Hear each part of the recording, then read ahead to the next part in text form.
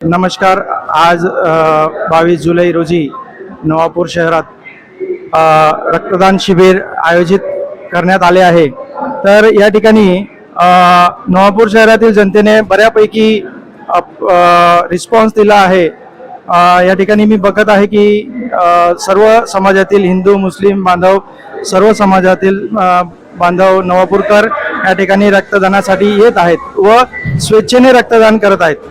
तर रक्तदान हे नवापूर या शहरातील किंवा नवापूर भागातील जे सिकल सेल या ठिकाणी जास्त प्रमाणात बघायला भेटतं त्या रुग्णांना, शिवाय डिलिव्हरीनंतर अतिरक्तस्राव होतं, तर अशा महिलांना अतिशय गरजेचं असं एक घटक आहे.